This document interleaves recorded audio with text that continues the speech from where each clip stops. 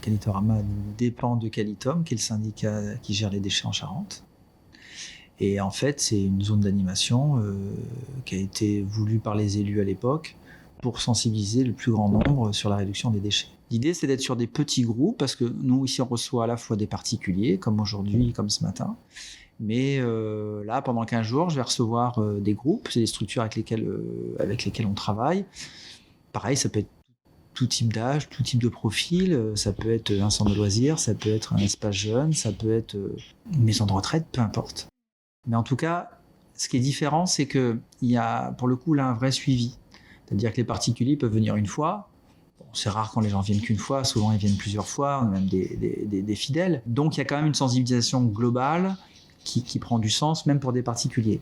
Mais ce qui est très intéressant avec des groupes, des structures, c'est qu'on construit, on co-construit avec eux ce qu'on va faire. C'est rare quand ils nous disent « moi, notre projet, c'est de travailler sur la réduction des déchets ». Ça peut arriver, mais c'est très rare. Souvent, ils ont un projet X, Y, et on essaie de réfléchir à comment on peut le mettre en lien avec nous, ce qui nous intéresse, la réduction des déchets. Et à ce moment-là, on voit ce qu'on fait. C'est-à-dire, on met en place différents types d'ateliers qui ont du sens pour eux, pour nous, le message qu'on veut faire passer. C'est pas nous qui animons, c'est des jardins respectueux. Donc, on a des partenaires historiques comme les jardins, comme Charente Nature, comme Régalade, qui interviennent aussi sur nos programmes pédagogiques. Et aussi, on alterne ça avec des visites de sites comme Atrion et Valoparc. Atrion, là, qui est le centre de tri pour les poches jaunes, et Valoparc, qui est le centre d'enfouissement pour les poches noires. C'est important d'aller voir ces sites-là pour bien prendre conscience des enjeux. Valoparc, ça permet de prendre conscience de l'ampleur des dégâts, voir la quantité de déchets, et surtout des déchets en plus qu'on ne recycle pas. Et après, moi j'aime bien mettre Atrion en deuxième position, parce qu'effectivement, ça permet de réduire les déchets de la poche noire, puisqu'on sort tous les emballages de la poche noire. Mais dans l'inconscient collectif, c'est la solution. Non, c'est pas la solution. Ça reste des déchets, ça a un impact hyper important au niveau de l'environnement. Donc du coup, comment les réduire, ces déchets de la poche jaune? Donc, pour simplifier les choses, on voit qu'il y a 4 matières. Le papier, ce que je disais tout à l'heure, qui est la plus importante, le papier, le carton, tout ce qui est métallique, et puis les plastiques qui sont les plus embêtants. Donc l'objectif, c'est vraiment... Enfin, il n'y a pas que le plastique qu'il faut réduire, le papier aussi.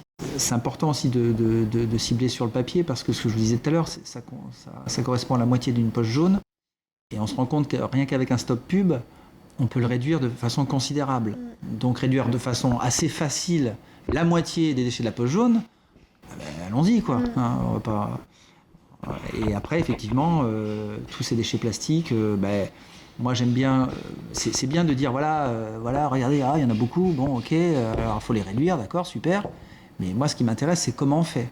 C'est une des plus grandes déchetteries de Charente, mais avec des structures où avant que ça démarre, avant 9h ou entre midi et 2, on peut la faire visiter. Mais c'est intéressant aussi de pouvoir se rendre compte que les déchets, c'est pas que ceux qu'on met dans la poche jaune, dans la poche noire, le récup vert et le composteur. Si on fait gaffe sur ces filières-là, et puis que bam, on remplit la remorque et puis qu'on y va gaiement tous les week-ends, c'est pas cohérent, quoi.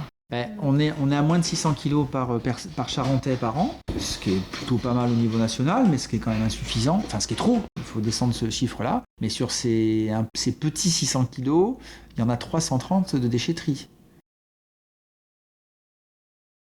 Alors moi c'est Aurane Larbi, donc je suis éducatrice à l'environnement pour l'association Les Jardins Respectueux. Donc on est une association d'éducation à l'environnement où on crée donc des jardins pédagogiques dans les écoles et on reçoit des écoles sur notre terrain. Et moi je m'appelle Rémi et je travaille aussi dans l'association. Je m'occupe plus de nouveaux projets, comme le projet en ce moment qui s'appelle Reconquête du fleuve, qui est d'aider des maraîchers à s'installer et à cultiver sur sol vivant. Donc on a un poulailler avec une belle surface quand même. Alors nous, le nôtre, il est construit avec des douelles, donc toujours en matériaux de récupération. Mais du coup, on a fabriqué les pondoirs en palette aujourd'hui parce qu'on utilise aussi beaucoup la palette dans notre jardin, donc c'est quelque chose auquel on est habitué. Donc ça, c'est notre poulailler chez nous. Donc ici, donc ça, c'est là où elle passe la nuit. Donc ici on a pas mal de poules, hein. On a environ 16 à 18 poules. La nuit, donc il y a une petite porte ici automatisée qui se ferme la nuit et qui se rouvre le matin. Donc ça permet, comme nous on est situé dans une forêt quasiment, ben voilà, de protéger les poules des prédateurs. On a aussi bétonné tout le tour et grillagé pour pas que les prédateurs puissent passer en dessous. Parce que ça, c'est le risque quand même.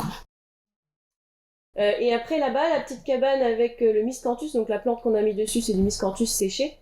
Ça, c'est le poussinier. Donc, on a des poules de marans. Donc, c'est plutôt gros gabarit, donc noir avec des plumes un peu rousses. C'est plutôt des bonnes pondeuses. Elles font des œufs très, très durs. Les coquilles sont très dures et elles sont plutôt foncées. Les œufs. Après, on a des poules rousses, donc ça c'est la poule la plus classique, donc elle a un caractère quand même très appréciable. C'est celle qui est utilisée pour l'élevage en batterie, parce qu'elle a un bon caractère et parce que en plus c'est une très bonne pondeuse, elle fait partie des meilleures, c'est environ 300 œufs par an. Et ce qu'il faut savoir, c'est que au bout d'un an, elles sont considérées par les industries comme plus assez productives, donc elles sont abattues. Du coup, il y a des associations qui les récupèrent et qui les proposent à la vente. Donc nous, par exemple, celles qu'on a chez nous, on les achète comme ça, on les achète par le biais d'une association qui les récupère des batteries. Parce qu'en fait, en vrai, elles sont quand même productives, hein. C'est sûr qu'elles pondent peut-être plus un œuf par jour exactement, mais elles restent quand même productives, hein. Après, on a donc des brahmas.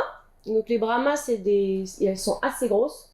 On a un coq brahma et on a la poule aussi. Elles ont des plumes sur les pattes, donc elles sont plutôt très jolies. Et voilà, par contre, gros gabarit. Et on avait des Sussex. Donc ça, c'est rustique, ça supporte bien le froid. Et après, on a une Padoue. Alors la Padoue, donc les enfants, ils ont des cheveux sur la tête. Bon, c'est un peu ça, hein. C'est une poule d'ornement, donc voilà, pas très rustique, hein. C'est plutôt fragile, mais pourtant, bon, elle survit très bien chez nous. On l'élève pas pour sa ponte, hein. Elle pond pas très bien et elle fait des tout petits œufs et c'est une mauvaise couveuse. Voilà, elle a jamais eu de petits. Et puis après, donc la poule qui vient de chez nous, donc de Charente, c'est la poule de Barbezieux. Donc elle est plutôt noire et elle tire sur les couleurs bleutées. Elle est assez jolie. Pareil, ça reste plutôt un gros gabarit, c'est plus gros qu'une poule rousse, hein. Donc ça reste intéressant. Au niveau du caractère, bah, voilà, pas très agressive. Et puis ben ça, on peut s'en procurer du coup avec l'association Aspoulba qui est en Charente. Déjà, est-ce que vous avez une idée de l'utilité des poules? On va donner tout ce qui est les biodéchets. Nous, on appelle ça comme ça, tout ce qui est les déchets organiques. Alors, on peut les donner aux poules si on a des poules, mais normalement, on les met voilà, dans la poubelle noire. Et donc, en échange donc, de cette gestion des biodéchets, ben, on va avoir donc des œufs. Et puis aussi, donc, pour récupérer la paille qui est voilà, donc amendée avec leur déjection, ça, après, ben, on peut le réutiliser dans le jardin directement. Alors, pas sur tout ce qui est légumes-feuilles, pour pas prendre de risques, mais sur tout ce qui est légumes racines, c'est parfait. Ou alors pour préparer son sol en octobre, c'est parfait. Après, donc, ce que les poules, je vais plutôt insister sur ce qu'elles ne mangent pas. Donc, ça va être tout ce qui est les pommes de terre crues, ça peut être dangereux pour elles. Tout ce qui est les épluchures d'oignons, agrumes, kiwis, elles vont pas manger. Et puis tout ce qui est poireaux non plus, elles vont pas manger. Après, tout le reste, elles mangent. Donc, par exemple, pour la gestion de la viande, les restes de viande, c'est quand même très utile d'avoir des poules. Alors là, ils mettent les coquilles d'œufs, nous on les met pas, parce que ça peut les inciter à casser leurs propres œufs. Donc voilà, nous on met pas ça, on met des coquilles d'huîtres, mais normalement il faut les broyer, hein. Donc ça leur sert pour récupérer le calcaire, parce que comme elles pondent en théorie un œuf par jour, il leur faut beaucoup de calcaire.